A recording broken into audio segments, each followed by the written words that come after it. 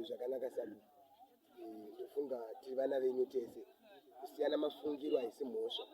Mumwe anoda derere, mumwe anoda mufushwa, asi tiri vana venyu, handika?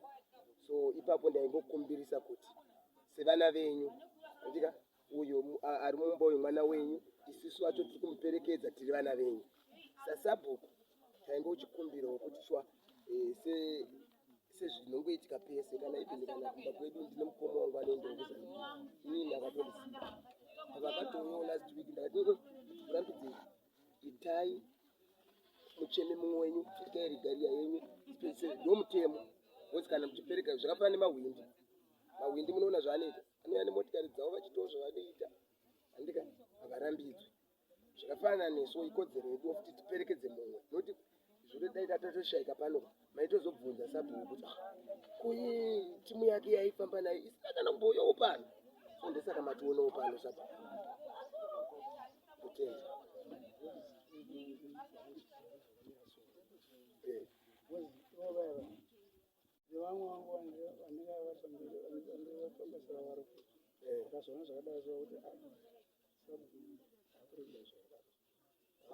sorry Sabhuku ndikubate. Hapana chamunoregera, imuri muri baba, muri vehurumende, hamusi wepati, hamusi wepolitical party. Ndimakaona vanhu vachitoko akuza ikatoenda mapurisa kana papesa kana ukafonera vari kugurwe nhamba tinadzo. Ufonera officer in charge wasvike pano. Muno Zimbabwe inonzi a multi-party democratic nation. Kureva kuti munhu anogona kuita political party yaanoda asina munhu anomubvunza kuti waitirei. Inini ndina baba vangu but inini ndoita political party yangu yandoda, baba vangu vane yavo, havandibvunze because it's my right as long as ndasvika 18 years.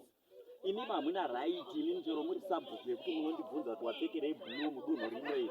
Because izvi zvasiyana nevhu ramunoti wagara apa pandisina kukupa. But party mumwoyo munhu anosarudza zvaanoda, but ivhu ndo ramunotonga imi Sabhuku kuti apa hapagarwe kana ndisina kukupa, kwete political party. Muri traditional leader.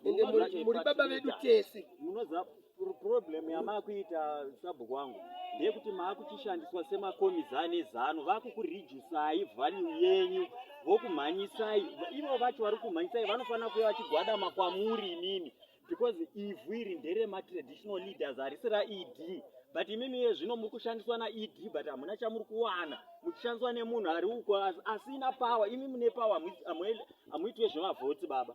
Manzwa, ED anovhoterwa achibva achienda, but imimi muri vedzinza. Ana machameneza anoyai baba. Saka anovhoterwa papana. Imi mamvoterwe. Anovhoterwe munogara muripo. Ndezvedzinza. But yezvino makushandiswa zvisiri izvo. Ndikutaura zviri mubundiro remutemo weZimbabwe. But imi munovhetswa hamuudzwe mutemo weZimbabwe kuti mune simba kudarika machairman ezanu. What's chairman wezanu anovhoterwa. Imi mamvoterwa. Munotomuudza zvekuti ewe ndini. But yezvino muri kushandiswa semapolitical committee, ndimuri kumhanyiswa muchinzidedza, munounganidza vanhu motanga kuita slogan pamusangano waSabhuku. Hamutendero kuita slogan, but muri kutoita slogan.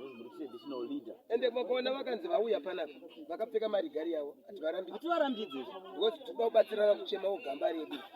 Ihembe dzekuchechi zvakafanana kuchechi. Roma voya akapfeka yeRoma, weSalvation voya akapfeka yeSalvation.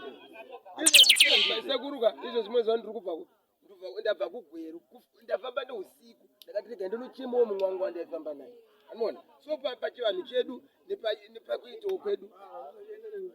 Good.